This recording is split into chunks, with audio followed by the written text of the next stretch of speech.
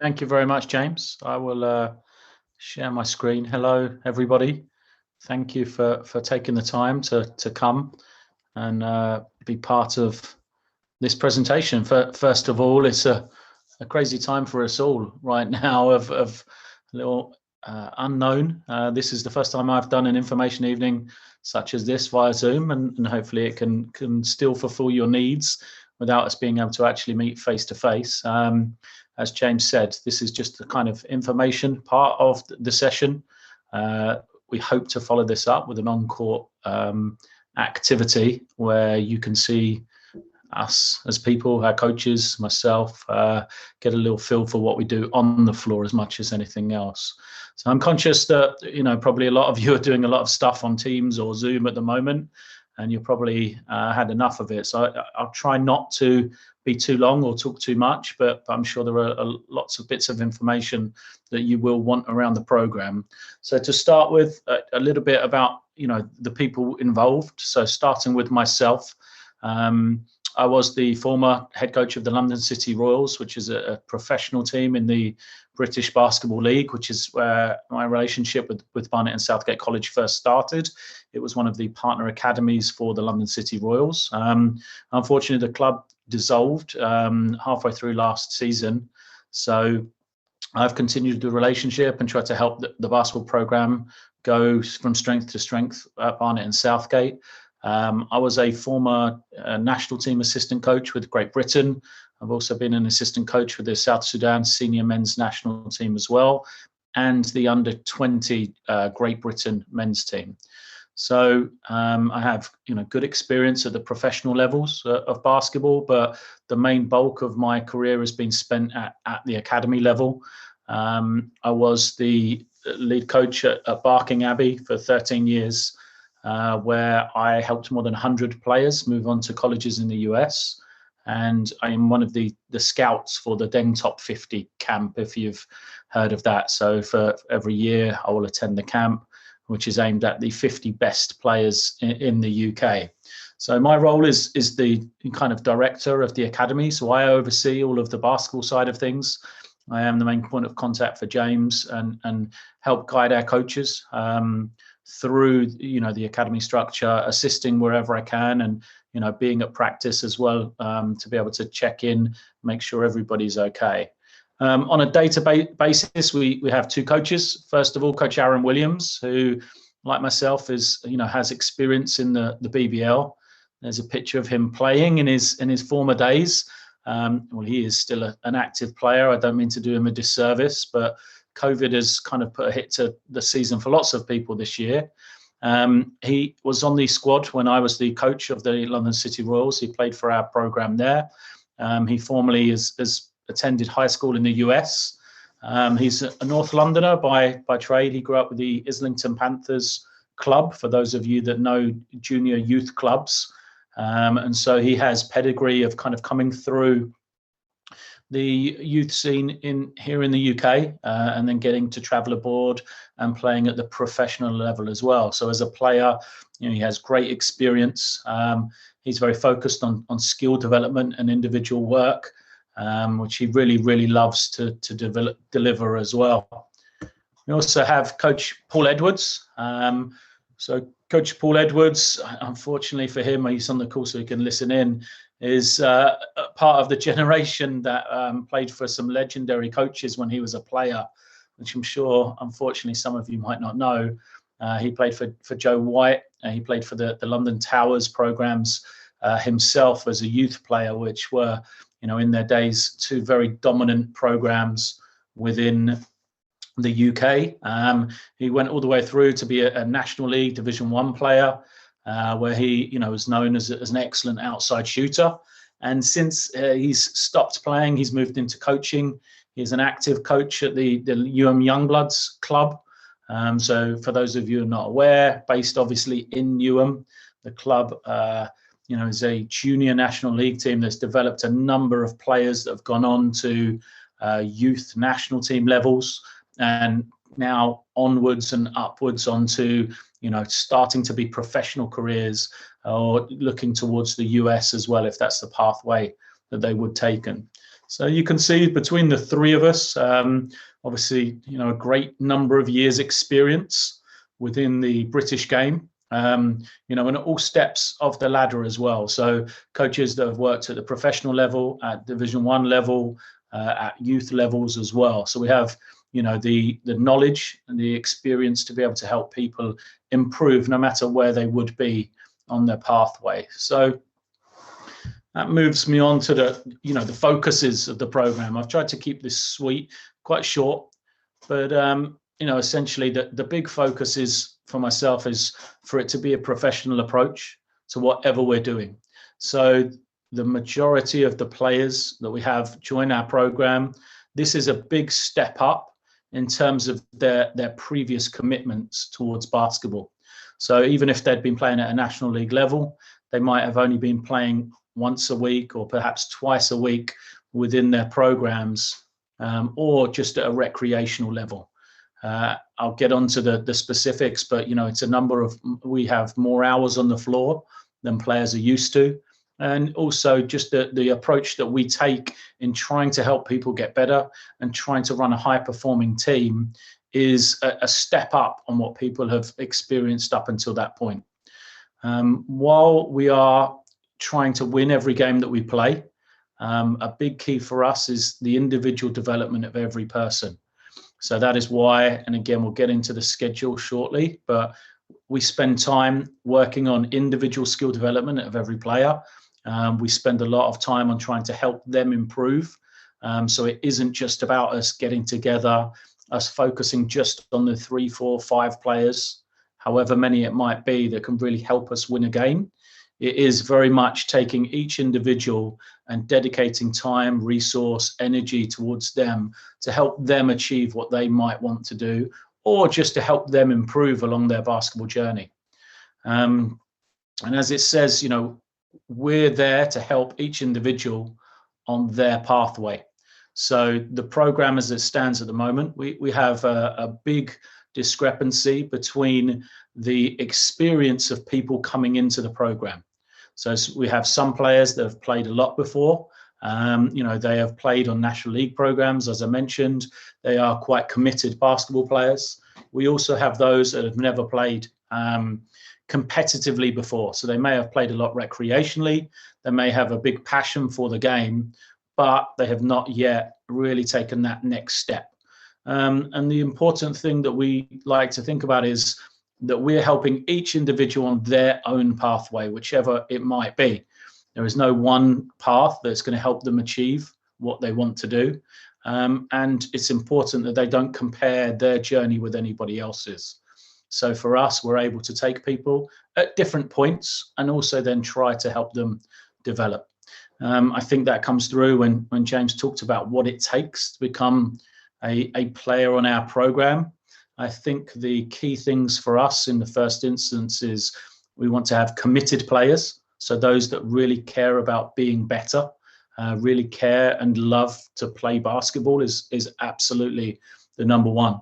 More important than how good they are is how dedicated they're going to be to listening to our coaches, trying to do what they're being asked, turning up to every session, and being just really dedicated within their practice.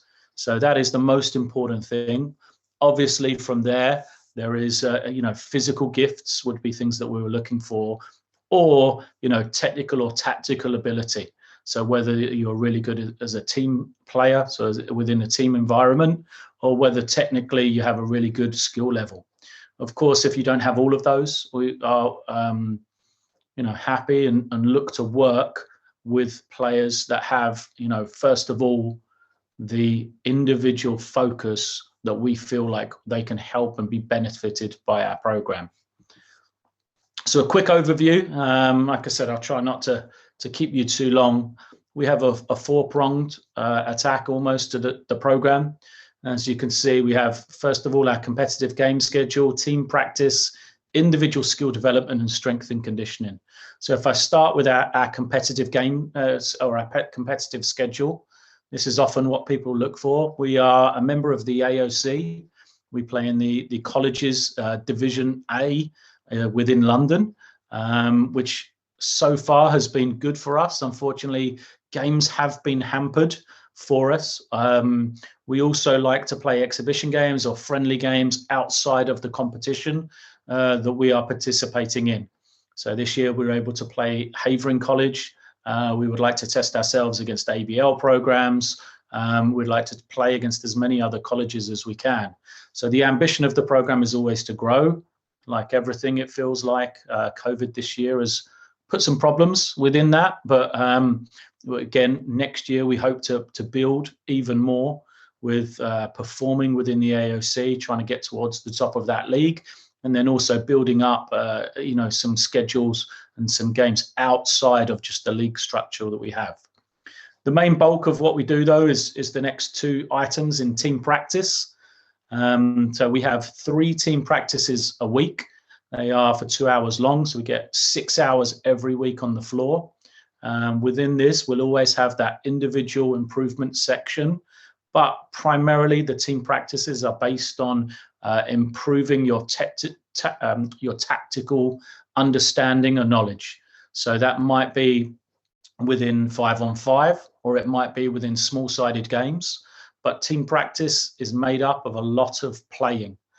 For us, it is important to get the reps with them on the court, and we will spend, our team practice component playing a lot of basketball. So whether that's practicing plays or systems or rules, we will spend, the majority of those times in team practice working on those aspects. That's because our individual skill development is done with our morning sessions at the college. So each player is scheduled for 2 sessions a week where they will get individual skill development. These are short sessions where we would focus on your personal skill development. So things like shooting, dribbling, ball handling, individual one-on-one, finishing, they are things that we would work on in separate sessions than our team practice. So for those of you who have, experience of national league teams or club teams, the way I like to describe, often your club sessions will be fixed with a period at the beginning where you might do some drills to try and help with your skill development, and then you would end with playing the games. So for us, we're able to separate those into 2 different sessions. The drills at the start, where we can work on that skill development, we'll go into our individual sessions, and then the playing part will be part of our team practices as well. We were also blessed at Barnet and Southgate College to be partnered with the NFL Academy, which means we're lucky to then have access to the NFL gym within the college. And that's another major part of what we're trying to build, is to work on the strength and conditioning aspect of every athlete that we have that comes through our program. So right now, this is something that's a key for us to be building next year, post-COVID, where we can get more access to facilities and, restrictions aren't as harsh as they have been this year. So overall, those 4 areas, alongside the support of the college, we feel are something that can guide young student athletes through the sixth form process very well. We, of course, are available, and we look to help our students after they've finished their program. So at the moment, the majority of our students looking towards Bucks universities. So it would be that route that we've been helping them with, but with the experience that we have with other exit routes, whether that's into professional basketball or USA, pathways is there for us as well, and be something we would, looking to expand as time goes on. So I think, from a basketball perspective, there may well be some questions that we can get to later. So feel free to put anything in the Q&A box as James described. But I've kind of covered as much as I think is necessary on the overview here. I'll throw this back to James if you're there, to kind of fill in if you are there. I'm here. You can take over from a college's perspective. Sure. I'm sure I'll be back at some stage with a bit more of the basketball as well. Fine, perfect. Okay, so Lloyd's covered the basketball, so I'll be mentioning mainly about the academies program at the college, the courses, the academics. It may answer some of the one or two of the questions that you've come up with in the Q&A box already. But so just to start with that BSC Bears emblem,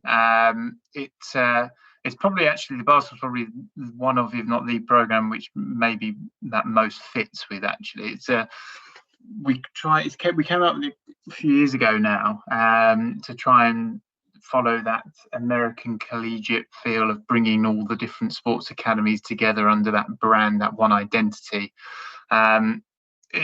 It's not as commonplace in the UK as it is in America.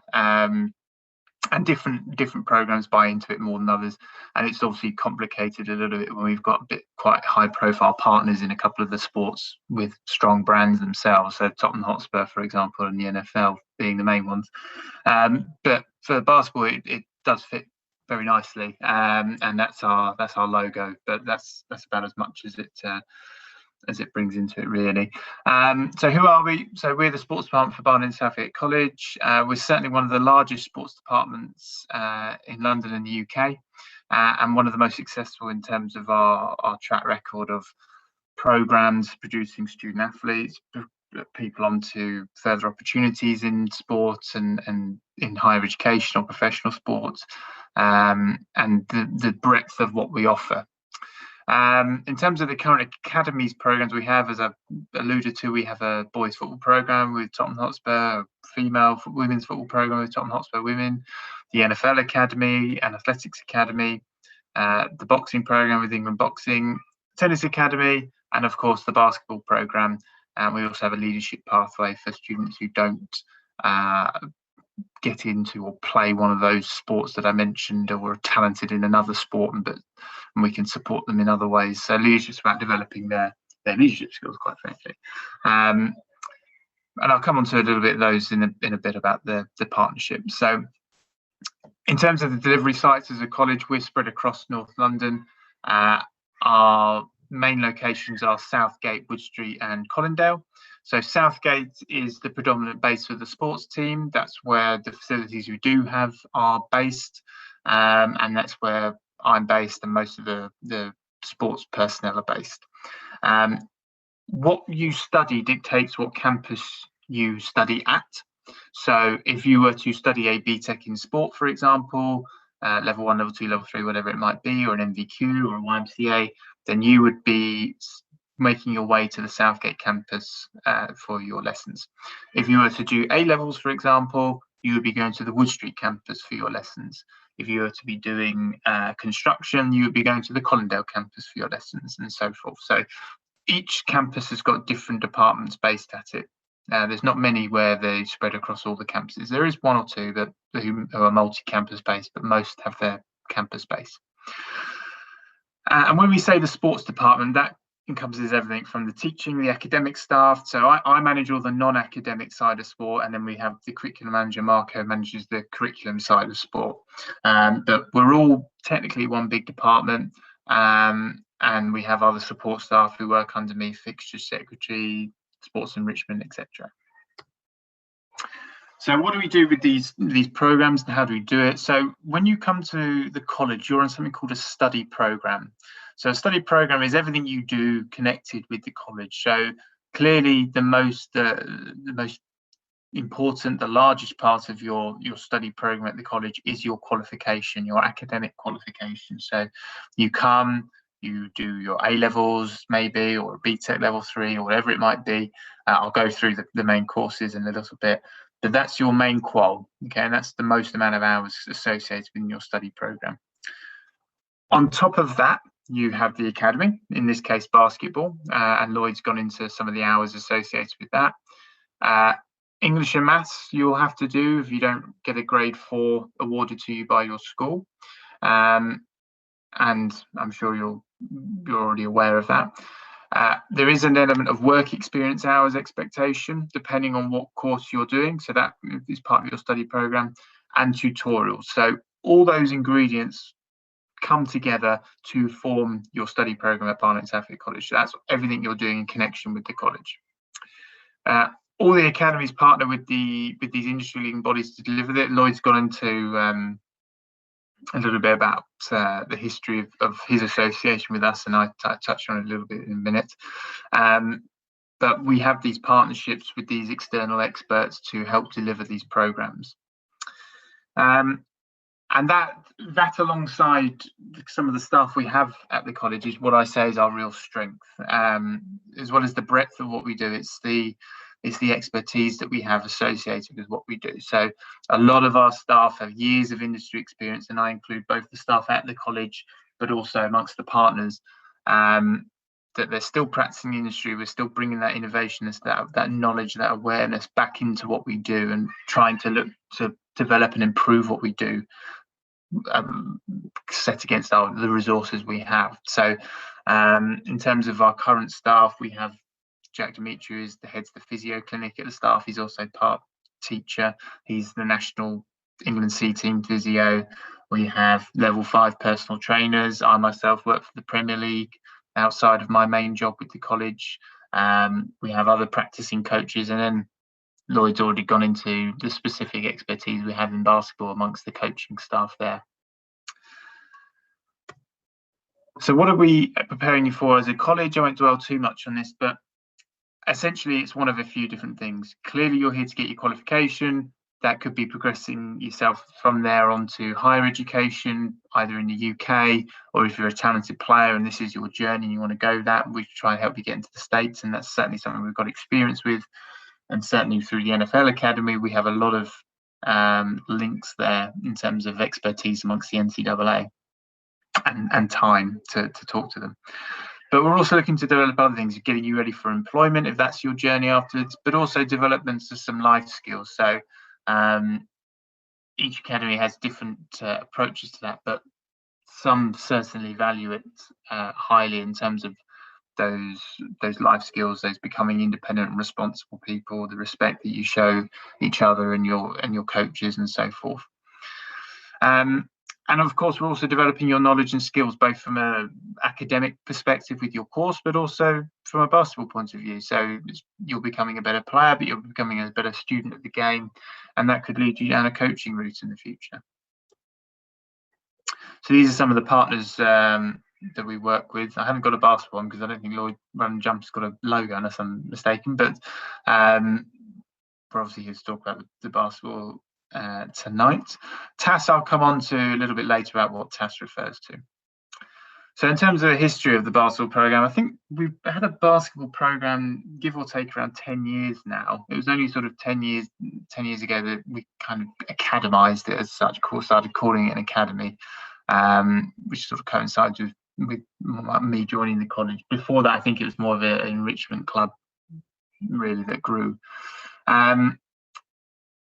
If I'm honest, the basketball program was what it was for a number of years, and then we entered into a new partnership in 2019 with London City Royals to relaunch, rejig, and go on in an exciting new direction.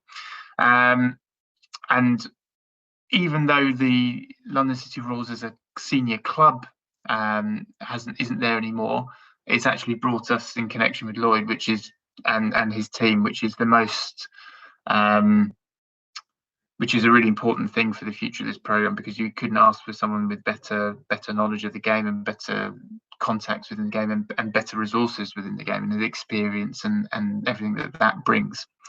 So the first year, last year of this relaunch, we actually were declared the winners of the league, even though the season was curtailed for the league that we were in, but it was declared winners of it, I think. Oh no, I don't think. And then through the work that Lloyd and I are doing, we're currently developing the 3, 4, 5 year plans around where do we take basketball at this college, inclusive of ABL, EABL in the future, and some other initiatives as well. So it's a really exciting time to get in on the basketball program here, because of where the direction of travel is going to be going. So in terms of the curriculum, in fact, I'm not going to dwell too much on this because I don't think you'll be particularly interested, but this is about how we develop the curriculum within the sports department. So the curriculum teachers in the sports department, about how they go around developing the curriculum there, but I'm not going to dwell too much on it. So what can you study as part of being on the basketball program at the college? So although officially I would say you can try to study anything at the college, I'm not a believer in pigeonholing student athletes into having to study a BTEC in sport only, ideally, because just because you're good at sport or want to play sport doesn't mean you necessarily want to study sport. But nonetheless, it does, to say you could study any of the 11 academic departments that we have at the college would be slightly unrealistic, because those who are based at Colindale, construction, for example, logistically that'd be quite difficult to get you from Colindale to Southgate to then pick up the transport to go to our training venues. So, and also there's an element of the timetable coordination. So I'm going to talk to you specifically about the areas where, excuse me, I know that the timetables are coordinated and you won't have a clash there, and you can study anything you want. Sorry, you can be part of the basketball program and study these, and you'll get the full access to the program. Having said that, we are looking to open up a couple of other areas potentially as well and coordinate that to try and give the offer as much possibilities as we can. Now, in terms of the sports department, the academic offer, so in sport, we have the BTEC level 1, level 2, level 3, and level 3 extended diploma. So if I start at the level 1, that's the lowest entry level qualification. So what level you start at is dictated by what you are going to be awarded in your GCSEs in the summer, or what, for those of you who've maybe already taken them, what you got previously and what you're studying right now. So the level 1 is an entry level qualification. It's 1 year. It's 2 GCSEs of any grade to get into. So if that's what you've got, that's where you're going to start. Okay, and do that for a 1 year. Do well, move up to the level 2. If you can come straight in at the level 2, you only need 4 GCSEs grades 3 to 9 to get onto the level 2. That's a 1 year qualification. If you do that, come in, you move up again to the level 3, or you can come straight in at the level 3, just like you can come straight in at the level 2. To get straight into the level 3, you need 5 GCSEs grades 9 to 4. And then we have the level 3 extended diploma, which is 6 GCSEs grades 9 to 4. Now, the level 3 BTECs are 2 year qualifications. Okay, so you study them for 2 years. The level 3 and the level 3 extended diploma, they're both level 3 courses. So they're not, level 3 extended is not necessarily a higher level of study as such, but there's more modules in it. That's why it's worth more points than UCAS. So the level 3 extended diploma is the equivalent of studying 3 A levels. The level 3 diploma is the equivalent of studying 2 A levels. Okay, so still doing A levels as such, but you're doing more modules to get that third equivalency. So the level 3 extended diploma, as I said, is 6 GCSEs grades 9 to 4, and it must include maths and English. So they're the academic offers in sport. We also have some vocational routes in sport. So we have the level 2 MVQ certificate in activity leadership. So that's a coaching based qual. That's a 1 year qualification as well. But that's more, these are more vocational based, so they're more practical. So it's more about learning by doing as such. So in the level 2 MVQ, you go into primary schools, you go into after school clubs, community groups, and you're coaching, you're delivering activity and building up that portfolio of work, and then getting that underpinning knowledge in your classroom based stuff at the college. Then we also have the YMCA level 2 and the YMCA level 3 certificates in personal training and gym instruction. So they are industry specific qualifications. So they are, once you've got the level 3 YMCA, you can go out and become a gym manager, you can become a personal trainer, start your own business, whatever it might be. So to get onto the, level 2 MVQ, I should have said you need 4 GCSEs grades 9 to 3, so the same entry criteria as the BTEC level 2. To get onto the YMCA level 2, you actually need 5 GCSEs grades 9 to 4, so it's the same as the BTEC level 3. Now, I know it says a level 2 course, but that's because these are industry specific qualifications, that's why it's worth a bit more, because you can actually earn jobs with these straight away. You can't enter straight onto the YMCA level 3. You have to have done the YMCA level 2 first. All of these courses, as I mentioned, are 1 year courses. So you can come onto the level 2 in your first year and move up to level 3 YMCA in your second year, and then you'll be a fully qualified personal trainer at the end of it. What I would say, these courses are great, these vocational courses, if you know you want to go into one of these as a career, so personal training, for example, if you're thinking about university, go with the BTEC level 3 and the BTEC level 3 extended diploma, because you won't get into university with these quals. What some students do, if you've got enough to get straight onto the level 3 after you've left school, some students will do 2 years in the BTEC level 3 or level 3 extended. And if they decide then that they're not ready to go to university, or they don't want to go to university, but they're not quite ready to get a job yet or to go down that route, some will stay on for another year and do the YMCAs, and then they're leaving us with 2 qualifications. But that's just an option.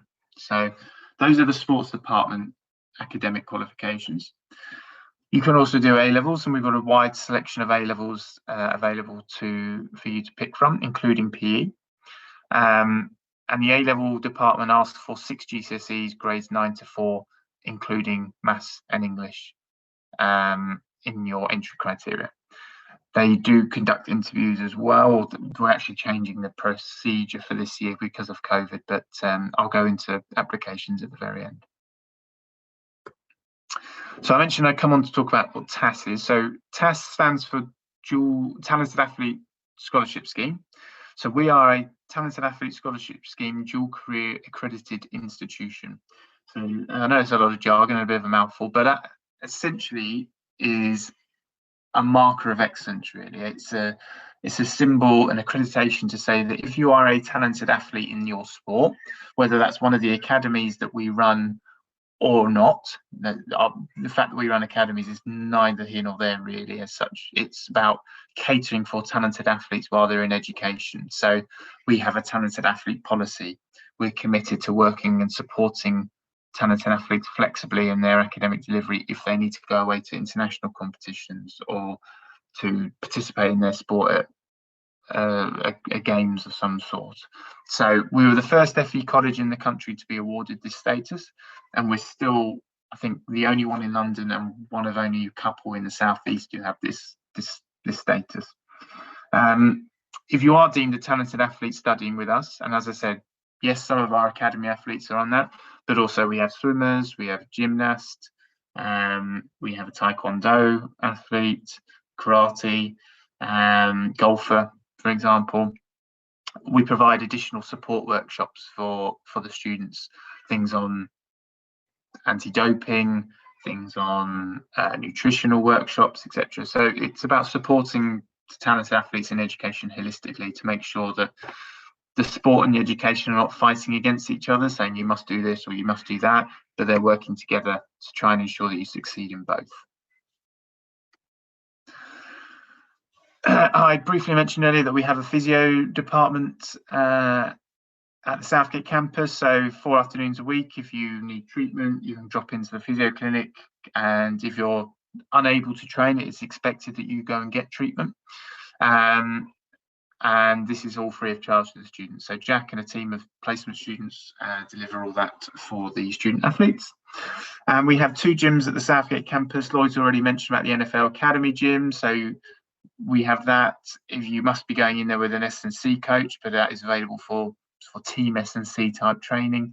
And then we also have the original founding gym at the college, which is free entry to all students. And we have Emily who works in there, can develop S&C programs for you to do in your own time, and you can access it any time that it's open whilst you're at the college. So the key thing to say, I think, is also transport. So the basketball program does not train on site at any of the college sites. We do not have a suitable enough sports hall to have the team training sessions on site. We go off and hire our facilities, and we do that for a lot of the partner programs, even the NFL Academy. Although we've got the great gym at the site, we don't have the field at the site. So we go off site and hire these facilities to run the team training sessions. So for football, we have Haringey Borough. For the NFL Academy, we have New River Sports Centre. For the basketball, we've been using Leighton Score. Whether we'll be using Leighton Score next year or somewhere else, not sure. But we have a large-scale hire of some adequate facilities to use for our academy programs. And some of these facilities that we hire are world-class. So that's how we function. And to do that, we have to transport the students to and from the campuses to these training venues. So we have a 4 minibuses, fleet of minibuses with drivers that we send the students on from the Southgate campus to these training locations and back. If you wanted to make your own way because wherever we trained was happened to be more local to you and it was easier, that's absolutely fine. But the offer's there of the transport if you wanted it. So what do we expect of our students? Essentially, it's 4 things: turn up on time, apply yourself, and meet your coursework deadlines. So we invest a lot of money, a lot of resources, a lot of expertise into these academy programs, and for that we want something from you guys as students in return. You are here to represent the college in everything you do, but you're also representing yourself, and these are the sort of values, the high standards that we maintain. And certainly in the sport of basketball, if you want to get somewhere in the sport, or certainly the best route to get somewhere in the sport, the academics are vital. It's something that is preached a lot within the NFL Academy, that it doesn't matter if you are the best player in the United Kingdom in that sport. If your grades are not on point, you're not going anywhere. Because everyone's dream, certainly in basketball, I'm sure I'm not speaking out of turn, Lloyd will correct me, but everyone wants to go to the States after further education to go to an American college on a scholarship, which is great. Anyone who does that, especially in basketball, that is an amazing achievement if you get a scholarship to an NCAA program. But to do that, you need to have the grades. It doesn't matter how athletic you might be, because it's the States, they've always got someone almost just as athletic. If your grades are not there, your GPA as they call it, and your SAT score, you're going to struggle. So the academics come first, always. Education is the priority. If you're not managing your time and getting your work done, getting it in on time, getting it into a good standard, then we start to take the privileges of the sport away. So you might not be eligible for games. If it gets even worse, we might take you out of training and say you've got to catch up in that time. We don't like to do it, but we have to do it because that's what you're here to get most of all, is your academics. And like I said, it doesn't matter if you're the best player on the program or the worst, the rules still apply. And that's largely it from me. So I'll stop sharing my screen. Let's turn to the questions. So if I go from the top. So can I still be part of the basketball team with not a lot more of experience? I think Lloyd kind of answered that one really, that in terms of we cater for a range of levels. Clearly we're looking for people who are passionate and can play with good ability, but most of all it's about your attitude and if you want to get better. I don't know if that's fair to say, Lloyd. Yeah, absolutely. That question was asked really early on. It was a good one, and hopefully it was covered. Yeah, but essentially, as I was talking about the pathway each person's on, if you don't have a lot of experience but you are committed and keen to learn and want to get better, then yeah, I think that absolutely you don't need to have loads of experience before joining. Yeah, because what I think it's keen to stress as well is we are. At the moment, we have one team entered in terms of a league entry as such, although we've got a squad big enough to potentially have 2. But if we have enough of a cohort of players, we'll enter a second team into a second league, which is possible. So we can differentiate between those levels and almost have a 2-tier program within the program, if that makes sense. So it doesn't matter that you're not a lot of experience, it's mainly the attitude and the natural ability that you bring to the court. Another question: when do the trials start? So good question. Well, once we've digested some of the government's announcements today in terms of what we can do, we would like to start them as soon as possible. So clearly you guys are probably itching to get on the court. We're itching to get out there and start delivering some support. So as soon as we can set a date, we'll set a date, and we will communicate that out to everyone who's applied for the program with an invitation, and we'll also advertise it a little bit more. Whether we run because I know that outdoor sports are going to return sooner than indoor sports. Whether we even hold something outside is possible. Nothing's off the table at the moment, but as soon as possible. But we will let you know as and when that is. So keep checking your emails, keep checking your junk emails. Sometimes, for whatever reason, some of what we send out goes into the junk folders, but we'll certainly invite you. Can a female join the basketball team? At the moment, it's a male program, but that's not to say that we won't have a women's program. I've wanted for a long time to have a women's basketball team, a women's basketball program. Sorry, I should say. Lloyd's got experience in that from previous roles. It's a bit of a chicken and egg question, because to have a program you need to have student players, and it's, do you launch it and then hope to recruit, or do you wait until you've got some students who are enough to make a program and then you make a program? So at the moment it's a male program, but that's not to say in the future it's not to be.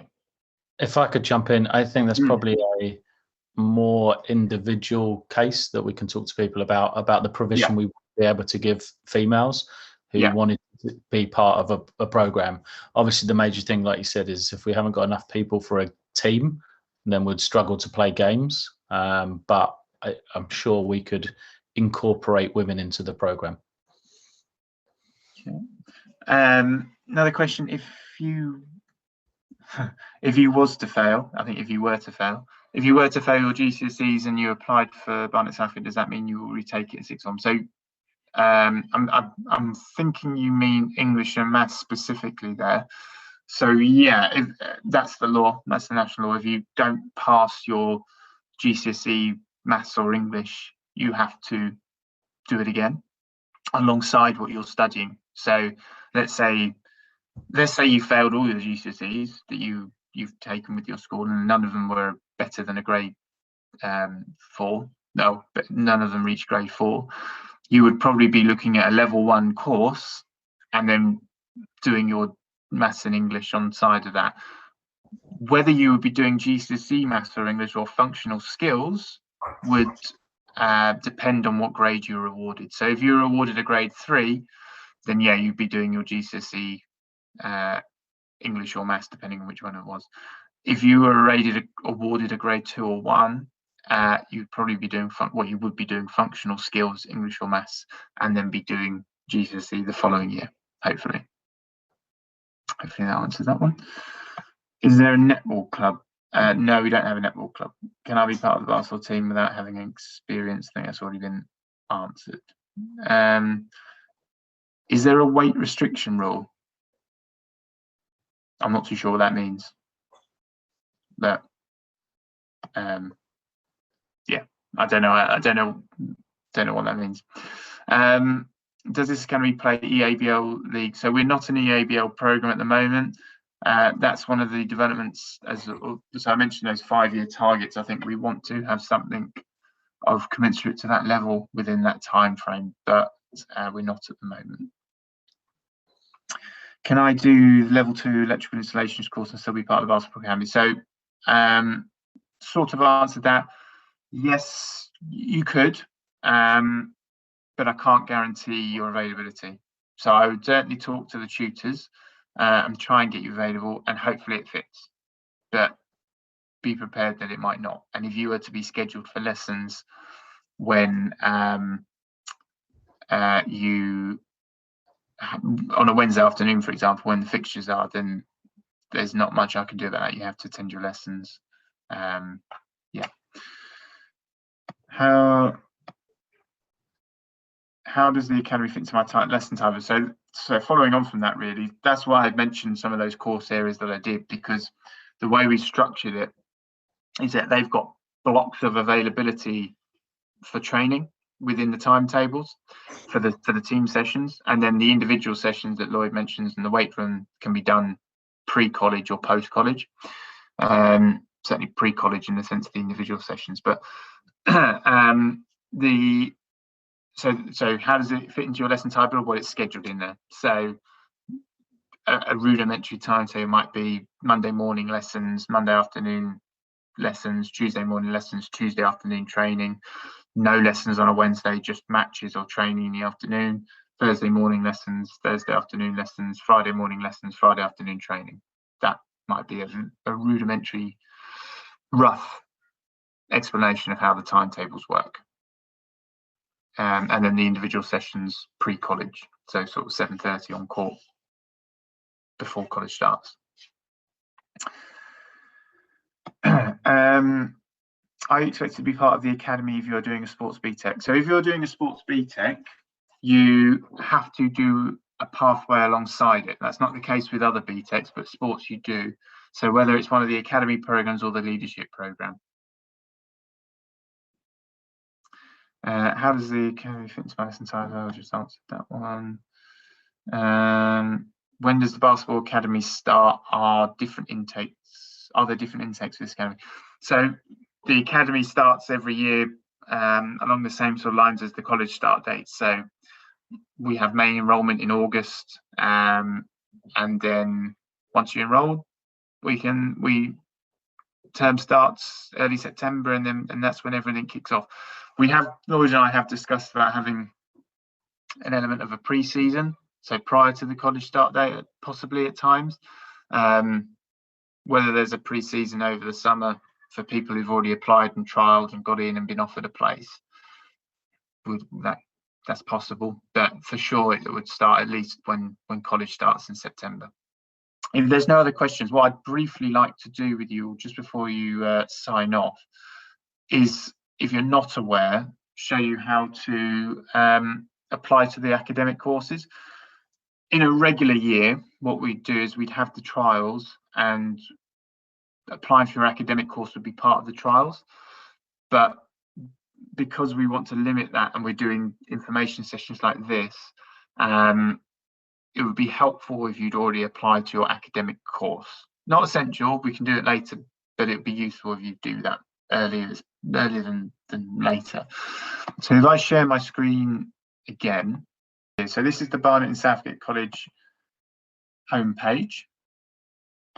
So on the homepage, there's a pop-up that comes up here. You go to courses, hover over that, and there's some drop-down menus. You go to 16 to 18-year-olds, click on that. And then this, as you scroll down, it's got all the different academic departments that we offer here. So as you can see, we have A-levels, art and design and creative media, business and travel, childcare and education, electrical installations, engineering, ESOL, foundation learning, hairdressing, hair and beauty, health and social care, computing, property and construction, science and sports. So if I just take sports as an example, you go find out more, and then you can see all the courses are listed down the right-hand side. Whichever one you were looking at, so I'll show you the foundation diploma. So that's okay. So you click the orange apply now, and then that takes you through to a separate application portal. If you haven't already applied for a course, you'd have to click new users and then start filling in the fields. Okay, so hopefully it's pretty clear. You only have to fill in the fields which is starred, so they're mandatory fields. If it's not starred, you don't have to put it, and just work your way through that and submit. Once you've submitted, I'll stop sharing my screen now. Once you've submitted, each department's got a slightly different methodology, although probably COVID's meaning it's going to be a bit more aligned this year.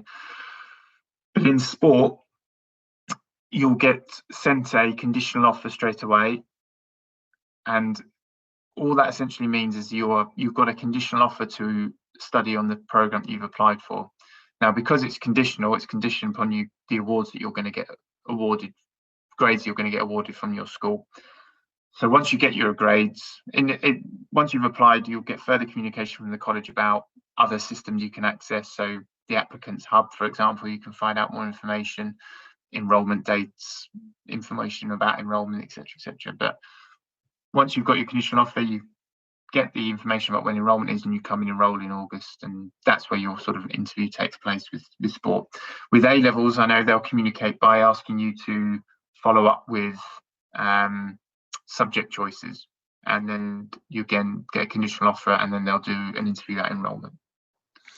James, there's a question about if you've applied for a course already, can you change your choice? Thank you. So you can actually apply for as many courses as you like. So once you've applied for a course, you've created a username, you can then go and apply for 10 different courses. You only have to pick, and then you can pick whichever one you prefer that you want to do at enrolment. It's only once you enroll that's when you've made your choice about what course you want to do. Other than everything before that is just an application. Okay, so short answer, yes, just apply for another course, whatever it might be that you want to do. I think that's all the questions, I believe. So unless everyone has got any burning last minute ones to put into the chat now, then yeah, assume you've all applied to the actual basketball program. If you haven't, go and apply to the basketball program so I can let you know about the trials and keep an eye out, and we will be in touch when we can do those. So our details are in the chat about emails if you want to speak to us directly. But otherwise, thank you for spending the last hour with us, and we look forward to seeing you soon.